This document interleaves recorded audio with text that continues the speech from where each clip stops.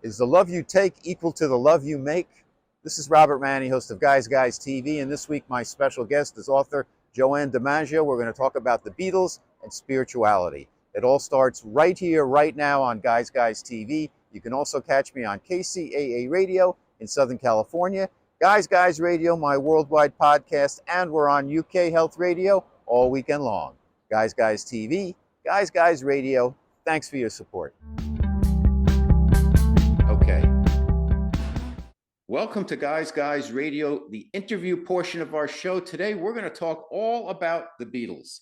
My special guest is a return guest to Guys Radio, Joanne DiMaggio. She's written 6 books. She is an expert on soul writing and past life regression. Her book, Soul Writing, Conversations with Your Higher Self, Your Soul Remembers, Accessing Your Past Lives Through Soul Writing, Karma Can Be a Real Pain, Past Life Clues, and Current Life Maladies. I Did It to Myself. Again, New Life Between Lives case studies, and also a book, Edgar Cayce and the Unfulfilled Destiny of Thomas Jefferson Reborn, which we talked about last year. Today, we're going to talk about Joanne's new book. It's all about the Beatles and spirituality. It's called The Inner Light, How the Beatles Planted the Spiritual Seed in Our Souls. Welcome back to Guys Radio, Joanne DiMaggio. How are you, Joanne? I'm doing great. Thanks for the invitation. Love being on your show.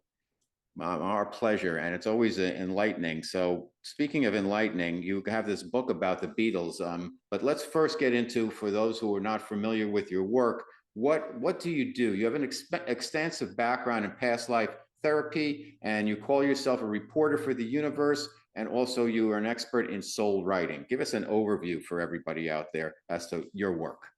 Well, I've been doing past life research and therapy for over 35 years. So I do regression work, take people back to the past life that's most impacting them now. And I do it with people all over the world because I do it on Zoom. And I also teach soul writing, which is a written form of meditation. So I offer that as well, and I do a lot of research projects. That's my favorite thing to do. And all of my books that you mentioned have come out of those research projects with volunteer people coming in for regressions and things like that. So yeah, that's been my passion for over 35 years. So is there a difference between soul writing and automatic writing? Oh, big difference. Okay. Big difference. Yeah. And I'm a student of Edgar Cayce. So for your listeners who know about Mr. Cayce's work, I did my master's by thesis on soul writing, which I renamed. He called it inspirational writing, and he warned about automatic writing. A lot of people know that term, so they just use it sort of a little bit too liberally for me. There is a difference. One of the things that they found with automatic writing is that people don't take the precautions when they're working with spirit. They don't say prayer of protection, surround themselves with white light, and so they sort of allow themselves to be open to some lower level energies that kind of get in there. And they've had a lot of reports of possession coming through with people doing automatic writing. So I have a handout that I am happy to send anybody that requests it, that lists the difference between the two. And it also lists all the ways you can use soul writing and then how to actually do it. So yeah, so I do want to educate people about the difference between the two of them. And it's mostly that aspect of it, that you could really get yourself into some trouble with automatic writing, only because you're not you're not using the type of precautions that you need when you work with spirit. Now, so for you need the grounding and the protection for automatic writing. What do you need for soul writing? How does that process work, soul writing? Well, it's the same thing. I mean, with soul writing, you do say you go into a meditation, you say a prayer of protection, you surround yourself with white light. So it's like picture yourself in a bubble of light so that nothing can penetrate it. People who do automatic writing skip that step. They usually just sit down with the pencil and they start writing. With soul writing, your handwriting is pretty much the same as when you write in a conscious state. With automatic writing, it's often very different. So kind of like really tiny, or can go up at an angle or something like that. One of the biggest, well, what I found one of the differences too is with soul writing, you're getting you're getting a message from the collective consciousness. So it's like, we are with you always in love and in light. With automatic writing, it's usually an ego-based I. I am here and I'm telling you what to do. With automatic writing, people get orders, like marching orders, do this, do that, do exactly as I say. With soul writing, you're just getting a real gentle little nudge from spirit, about what would be the best course of action for you. So like I said, there's a whole list of differences between the two that I'm happy to share with people. But that's primarily it. One guides you, one directs you, you know, Okay. um, and that's basically it. Yeah. Now, you're also an expert in past life regression, and you've worked on yourself. I find that fascinating because as a certified hypnotist, I've sat through with classes. I've seen people hypnotize and go through past life regressions. I've gone through them. I've given them to other people. Mhm. Tell us how you did it for yourself. Well, I was fascinated with the whole idea about reincarnation since I was an adolescent. And then as I started putting pieces together of a possible past life, and became involved with the Edgar Cayce's Association for Research and Enlightenment, being in that circle, I met a lot of other past life therapists, and so I had friends who were in doing that work, and I also, because ARE would bring in past life authorities, people who'd written books about it, or Mhm. this is from Brian Weiss to many others. I had I had a past life organization of my own, and I would invite them to come and do a talk for us, and then we became friends, and so I would be getting regressions from these people, from these folks, and did so for many years because I believe to be a really good past life therapist, you need to go through that yourself. You need to understand not only the process, but all the different things that could come up so that you're prepared to help people through, especially if it's a highly charged, emotionally, filled lifetime. But mostly, well, what do you do with this information? It's not for entertainment purposes, that's for sure. So, it's meant for healing. And apply it. And I think, you know, um, I believe you should do work on yourself before you start working on anybody else. And I spent Sure. years Mhm. and years on my own past life explorations. From my own experience, and then we'll get right into the book. I found that I had about 8 regressions done on myself. I found that I was a male in most of them, and I was Mhm. really me. And I found that pretty interesting. And I also, in one time, I got regressed by a really fantastic professional as to the most important past lives, and they were very telling. And some people from this life were in there, in my opinion, but in different incarnations, if you will. Does that all make sense? Oh, that's exactly what it is. First of all, we pick one gender over the other about 75% of the time. So I've been predominantly female in my past lives. I mean, maybe you've been I predominantly male. was male, yeah, Yeah. except for one Um, yeah. So that I I take remember. people back. I take people back to the life that's most impacting them right now. Hmm. So, you've had so many past lives, but you're not working on karma from all of them. There's one in particular that you decided when you were planning this life that you were going to finally work on those issues. And so we bring people in and, we do the whole identification part of it. And then we take them to the significant event that's impacting them right now. So we have them tell me their story. And then the questions are, what do you have in common with who you were before? Um, do you recognize anybody from that life in your life now? Because, we travel together as a soul family. So the same souls that are with us now have been with us from the beginning of time. We just change gender and we change roles lifetime after lifetime. So, but you could recognize them. You feel the essence of their soul somehow, You So saw. I asked that question and yeah. And Mhm. then why do you suppose spirit wanted you to see this life out of all of them? Because there's a lesson in it for you. And your soul family does not necessarily mean your physical family, if you will. Yeah, not at all. No. Okay. I mean, it's a combination. They could opt to come in as a member of your biological family if they choose to, but it's just like your mother in this life could have been your best friend in a previous Right. life, Got it. or whatever. Yeah. Okay, let's move to the book, The Beatles, The Inner Light, How the Beatles Planted the Spiritual Seed in Our Souls. You were a big fan when the Beatles first came out. Now tell us about the first time you saw the Beatles. Was it Ed Sullivan's show, or how did you learn about the Beatles? I had a friend in school who was crazy about the Beatles, and she had their first record and invited me over, and I listened to it with her. And she was so caught up in it that it got me all caught up in it too. And so when they came in February of 1960, February 7th, 1964, they landed in New York. I was looking, I have my diary yet from that year, and I noticed that it took me a long time before I even wrote about them. And so I'm not really sure what the heck I was doing. I remember watching them on the Ed Sullivan show, and I remember that very, very shortly after that, I decided I was going to start a fan club for them, which I did.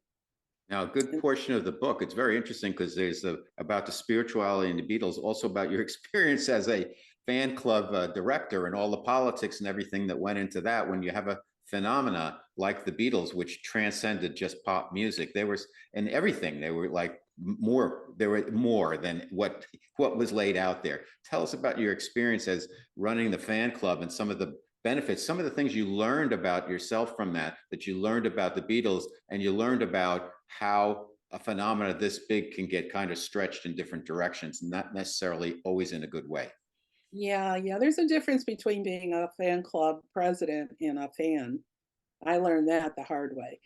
Um, I mean, I was only in 8th grade, when they came out, so I didn't have any of the tools yet that you get with maturity to know what I was getting myself into, because there was certainly a lot of uh, diplomacy that I needed to learn that I didn't know. I mean, how do you deal with um, conflict? And certainly, I was struggling in the beginning. We didn't have the internet. We didn't have, I did my newsletters on my mother's uh, Underwood typewriter, manual typewriter. Sure. So I was doing it one at a time, and I had no way to reproduce them. Uh, we had no database. That was a 3x5 card. That was my database. But I learned how to write better. I learned how to, I started formatting newsletters. I was looking at magazines like, well, how do they do it? I didn't have, we didn't have any of those electronics tools. So, I mean, I would use some magic marker to draw my columns and stuff. Um, where do we get our news? We got our news from disc jockeys. We got our news from newspapers, and we got our news from the magazines that were coming out on the Beatles. So, 16, Tiger Beat, a lot of those magazines that would come out. Some of them were devoted just to the Beatles, and we would take news from that. So one of the magazines would have a section on pen pals if you wanted to write to somebody. So I started writing to people, do you want to join my fan club? This was my first venture into marketing. Mhm. So there were personal letters that were going out to all these people. So I took over my parents' basement and plastered all the walls with Beatle posters and stuff, and had my typewriter. So my entire teenage life was spent in the basement working on the newsletter and writing letters to people, eventually selling pictures. So the little entrepreneurial spirit kind of kicked in. I learned how to do that. But I wasn't prepared for the hate mail or the factions that were, like, especially when Yoko came in the picture and Right. Linda McCartney came in the picture. There are people that, that as the Beatles started to sort of fall apart and separate, you could see that the same thing was happening with the fans. So we were reflecting everything that they were doing because we were like little sponges. Whatever they told us, yeah, that's fine, that's great. We did lose a lot of members along the way. Like, for instance, when John made his comment about Jesus Right. being more popular, that they were more popular than Jesus. We did lose a lot then, and then when, of course, when Yoko came in the picture, we lost a lot of people then. So this was going on in waves almost. It was like when they started taking drugs, we put out there that Paul was taking LSD, lost a lot of Sure. fans then. So it was evolving. It was constantly evolving depending on what they were doing. So it makes sense that, and at the same time, by the way, I was getting pressured by the fan club in New York, which was under Apple Records. They wanted all the independent fan clubs across the country to become part of their fan club. So they wanted all of our members to send them money for dues. And at the time, there was maybe 100 independent fan clubs across the country. And I fought them tooth and nail. I got a DJ in Chicago to help me out. And in the end, of course, we didn't win, and we all became part of the official Beatles fan club. And I was named national chapter director, so I had all the fan clubs across the country. Sort of, I was the liaison between them and the people in New Mhm. York. So there was all of this stuff going on, and I was maturing pretty quickly because there was no rules book. There was nothing to tell you what happens when you get a cease and desist order from a lawyer out in New York, and you're a kid running a fan club, It's amazing. uh, and all that stuff. So it was. I do think I honed a lot of my skill set that I used Mhm. later on. So those were really formative years for me. So the Beatles went through a number of different stages, kind of similar to Miles Davis, who had like 4 or 5 different stages. The Beatles had their stages also. They were pop stars, and then they did kind of an acoustic thing, and then they started to make the move with the album Revolver into more of a little bit more expansive, if you will. And then they visited the Maharishi. They pulled some songs from that. They did the double album, the White Album. Just a lot of. They were groundbreakers in so many ways, and including. Um, Blowing up, if you will, by in their prime. So, Yeah. where did you first sense a seed of spirituality into what they were doing? Was it way back then, or is it looking back now that you said these guys really were way more than just a pop group? No, actually, when they started when George got interested in the Maharishi, and then convinced the other three that they should all go to India to study under him, a lot of us were like, "What are you doing now?" We I didn't remember that. necessarily we didn't necessarily resonate. I know I personally did not resonate at all to that culture or the sound of that music when George was learning the sitar from Ravi Shankar, Hmm. and he started, you know, start hearing that in the music. If I don't know, I've read that George had a hard time getting his music onto an album because it was mostly John and Paul. But the thing about that was that if you could get past that, if the sound of the music wasn't something you resonated to, listen to the lyrics. And we didn't do that back then. I mean, it was like, I didn't listen to the music, the lyrics that early on, but because George was so sincere in him doing this. And I understand, they all learned how to do transcendental meditation. And if they took anything away from that experience, that was it, because I understand Paul still actually does meditate. But yeah, so some of the music was deeply profound. Tomorrow Never Knows is like my favorite Beatles song. And that was taken from the Tibetan Book of the Dead with some of those lyrics. So and it was so deep and so profound. It just kind of got into your soul, and it made a difference. It wasn't any of this surface kind of music that was, la la la kind of, and without thinking about anything. It started to get deeper and deeper and more profound. And you really got into the lyrics. I guarantee you, it started to change your soul. I mean, I didn't know it back then that it was doing that. I didn't know that until much later, but I could see that's where it started for sure.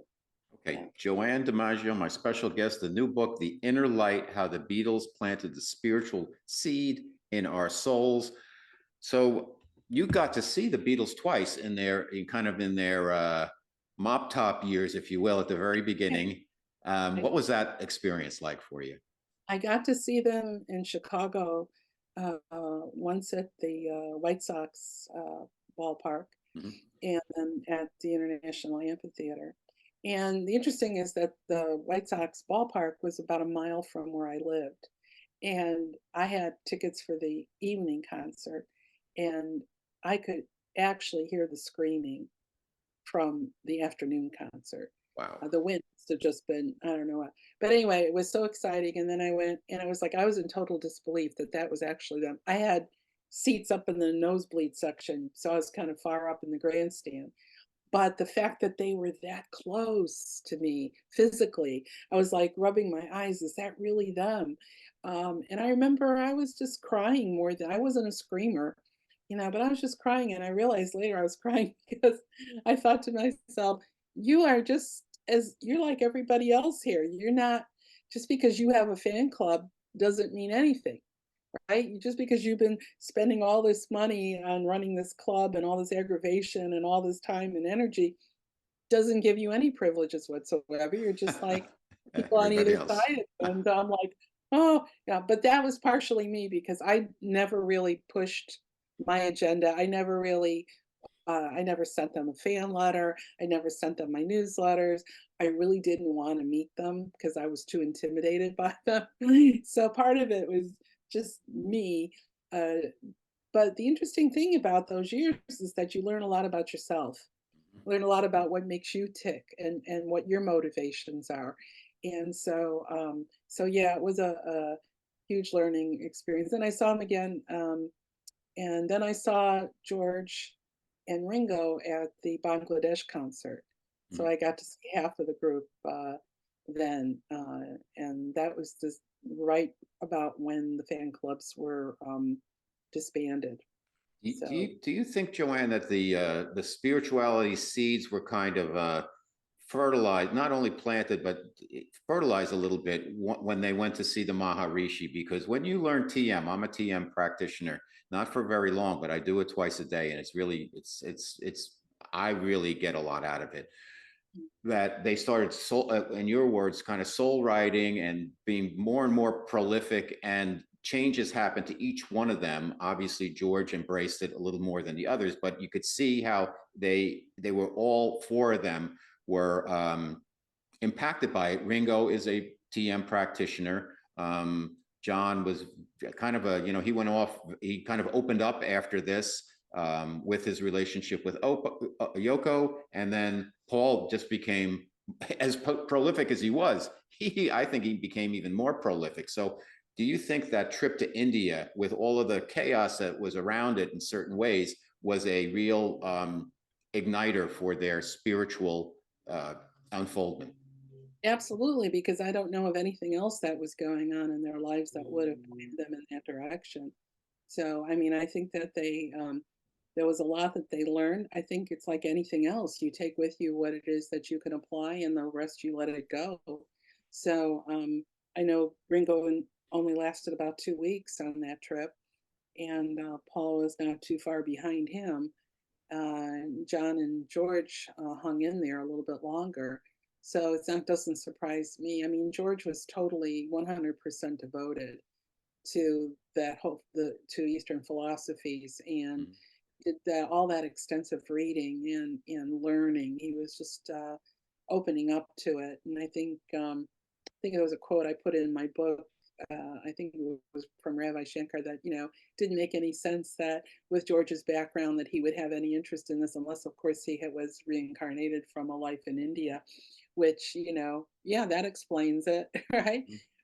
So yeah, I think that definitely planted the seeds for them, and I think then once the seed was planted, I think then they went off, in their own direction and used it as it felt best for their particular lifestyle. It seems like I think they were there, I don't know, 67, 68. By 70, they kind of had gone in different directions. What do you think, Joanne, as a huge fan and somebody who's been very close to them throughout the years, what was the reason that they broke up? Um, well, I think that you have four very strong personalities. It's kind of like some other groups that are out there. And other groups, I think you might have one really strong person in the group, and the others are like, just sort of doing their thing. And with the Beatles, it was like you had four individual artists who had who were growing at different stages. Mhm. And I know for Paul, I've read so many quotes from him that he just wanted to work. I mean, he just really wanted to be in the studio and to be producing. And he was sort of waiting, like when's John going to show up, right? And John, of course, is with Yoko, and they're doing their own thing. And I think that after they all, I mean, George had a backlog certainly of music that he had written that he couldn't get on Beatle albums, and so he wanted to do his own thing. So I think it was a matter of, you know, there was no way that they could find. I think Ringo would have gone along with them if they had stayed together, but I think that their own individual interests got the better of them, and I mean, I think it's a shame because of when you listen to Beatle music now and you listen to the sound of it, the four of them, their voices, how they interact with each other, you cannot duplicate that. So yeah, they can Mhm. go off and do their own thing. Paul did his thing, John did it, George. The sound is gone. It's not there anymore because you don't have the genius of all of those four souls working in conjunction with each other. They were part of a soul group. They had a soul contract, certainly. And from a reincarnation point of view, it's very easy to see, how they came together and what their mission was. But if when you've got four very strong personalities, just takes one to say, I'm not doing this anymore. And then that's the end of it. So it's very, very sad. We held on as Beatle fans. We held on with hope that this wasn't permanent. Oh, let them get it out of their system and they'll come back. And of course they never did. So so for us, and then of course it split us, Mhm. and just as much as it split them. So so it was a very Yes, painful yes. period. You Yeah. know, as a fan, also grew up kind of the same time period. I always thought that, looking back now, like George Harrison, he didn't get that many songs on the albums, but if you think back, he was younger. He was really growing as an artist, and the songs, even the ones that they rejected, like "All Things Must Pass," these are really great, great songs. Something, "Here Comes the Sun." I mean, these are like two of the best Beatles songs of all time, and he had probably had to force them onto the albums because the other guys were so, John and Paul were so strong, kind of, blocking the way because maybe he was younger and all that, and he was a brilliant guitar player, also George Harrison. So, unfortunately, I think that plus you had the, Yoko and John were in love. That's great. Her being in the studio, I think, changed the dynamic when you have these four people who knew how to work together, and then you have somebody there sitting in Yeah. that space. You Yeah. don't know how that affects things, and that probably threw them off also. And then they were kind of growing with, the pressures of fame, and everything they did was under the microscope. And then they started to open up spiritually. That to me just like blew the whole thing up. And I guess that was their soul contract. My question, Joanne, is do you think John Lennon's demise, his murder, was part of his soul contract?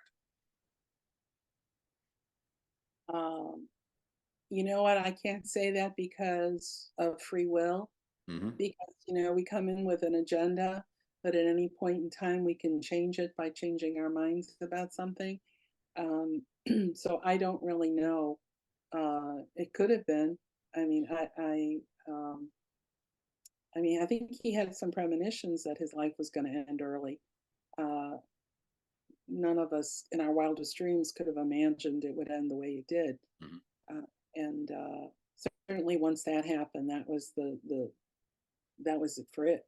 It was, there was no way we could hold on to that dream that someday they would get together again. So, yeah, it could very well have been. I don't know that for a fact. Now, what was the trigger that the inciting incident, if you will, to inspire you to put a book together about the spiritual seeds of the Beatles? Because they have impacted us. It's true. They were more than a pop group. They really, they're first of all, their music is timeless.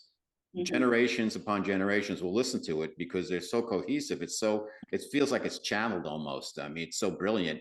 And I think it's better that they didn't let, you know, this. I love the Stones. I actually like the Stones better than the Beatles, and I admire them because of their longevity. And they still make good music. Their new album is actually very good. It's shockingly good, and it's a whole different dynamic though. With the Beatles, it's almost okay. Let's put it in a capsule, and that's what it was, and that's what it is, and you cannot compete with that. That was just the greatest for that short period of time. What are your thoughts on that? Um, absolutely. As far as the spiritual seeds for me, um, I always wondered, why did I choose a career in uh, past life work?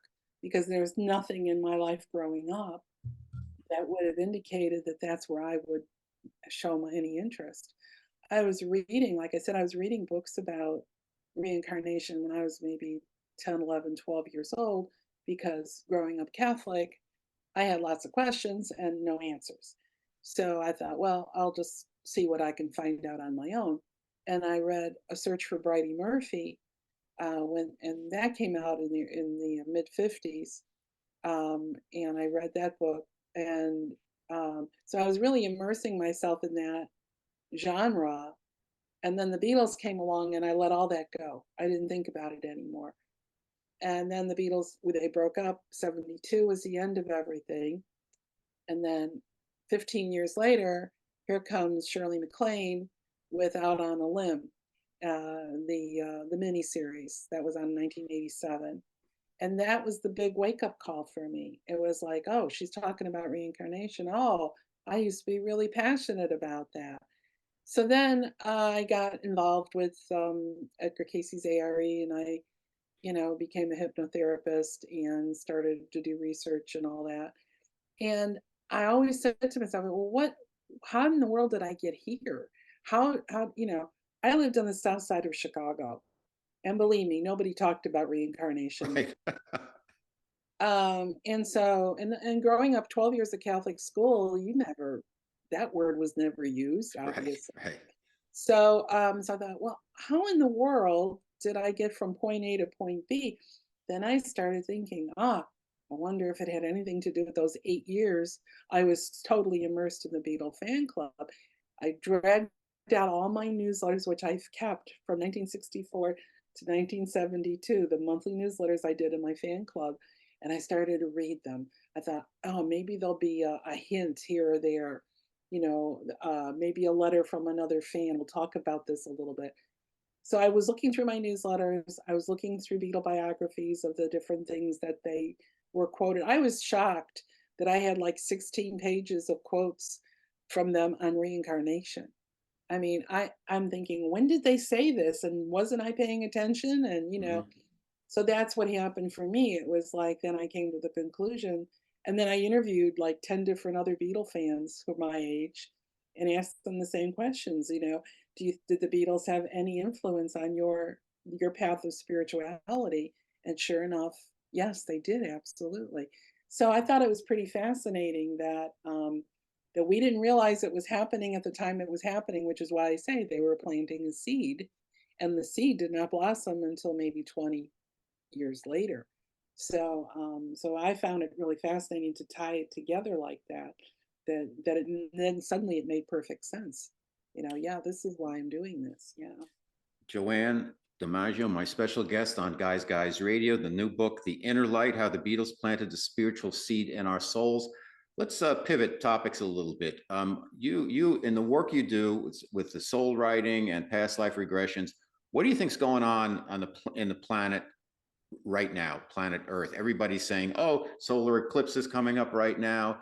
All hell's going to break loose in April. The world's changing. We're ascending. So many different schools of thought and a lot of chaos going on around the world. As somebody who works in kind of this quote unquote spiritual area, what's your take on it? Well, I'll tell you one thing. I've worked with people all over the world now, thanks to Zoom. And it doesn't matter what country the person is from, they're all asking the same identical question. I know I'm here to do something special, something, but I don't know what it is. I want to know why I'm here. I want to know what is my role. They all have a sense of destiny of some sort. Like, yeah, things are pretty bad, but I know I've got a role to play in all of this. There's something I need to be doing to help. So that lifts my spirits. It makes me feel like, that there are so many people out, good people out there that are they've come in. It's like the universe has sent in an army, to kind of help us get through this particular time. I don't know where we're going, where this is headed. I mean, like I said, with free will in play, one Mhm. never knows, right? But it just seems to me that there are so many people that are aware that they, as an individual soul, have deliberately come in at this time for a particular reason, and they're all really anxious to know what that is. And the very fact that they're asking, I think will lead them to a greater understanding of what's happening and their role in it. Mhm. Yeah, it seems to me that we have to, as part of that, that's a really good thing. We need to, as a species, we need to be careful that the collective consciousness is pointing in a positive direction because we get fed and everybody's consuming, whether it's social media, mainstream news, or whatever, a lot of negativity or things like, oh, everything's going to happen right now. People start to create that as a group. It's like aging or something where people say, "Oh, you're a certain age, so you're this," and they define that, and then people start to use that self-talk to diminish themselves. Right, exactly. Yeah, I think that's very, very true. And I think that I know these people are out there. It's just that I don't know that they're very organized or, putting their collective energies together yet, Mhm. and putting that out there. But there's hope for that. Now, what was the biggest thing that you learned about the Beatles and about yourself and spirituality while you were writing this book? I think that George was wise way beyond his years. I think that, and his desire more than anything else was to be a teacher of this. I think he wanted to share this. He was so excited about it, and so I have a lot of respect for him. Although, ironically, George is the one who ended the fan clubs, so it was like very un-George of him to do that. But yeah, Why did he John do was. that? Was he didn't like the idea of fans? He just wanted to be considered a regular human being and a musician and a No, or no, what triggered it was something in his fan club's newsletter. We each had there was a George Harrison club, a Paul club, a John and a Ringo club. And the George Harrison fan club was one of the best fan clubs in the country. The president of it knew his family, and they were doing some good work. They were setting up funds for Bangladesh and a cancer fund, and adopted a child in Thailand and all this. Something appeared in one of their newsletters. He read it, did not like it, and that was said, it, huh? it's ridiculous. There are no more Beatles. There shouldn't be any more Beatle fan clubs. And that was the end of that. Wow. Yeah. Last question, the Bangladesh concert. Tell us a little bit about that because that was a significant event. It was one of those first benefit concerts ever. It was huge. You had George Harrison, Ringo, Ravi Shankar. You had Eric Clapton, I believe. I don't know if Bob Dylan was there or who else, but Yeah. Um, yeah, for me, it was a very kind of bittersweet experience because we were told as presidents of fan clubs that we were going to get tickets, that Apple was going to allow us to, not they weren't going to give us the tickets, we had to buy them, but we were all going to at least have really wonderful seats and sit together as a group. And many of us went to New York without having a ticket, thinking that a ticket was going to be waiting for us. And when we got there, there were no tickets for us. Luckily for me, I had friends in New York who had the foresight to go out and get tickets, so I was able to still go to the concert. But it was a very upsetting kind of situation. It was also the first time that I actually stood in front of a hotel, the Park Lane Hotel. It's where George I know where it is. Yeah. and Ringo were staying, and I had never experienced that as a groupie before, right? So that was the most one of the most humiliating experiences of my life.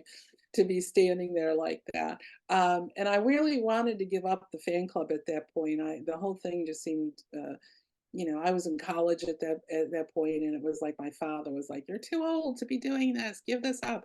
And so, but when I went to the concert, that changed my mind about because I realized how much I loved Mhm. George and how much I loved Ringo and how much I was grateful to be a part of that whole experience.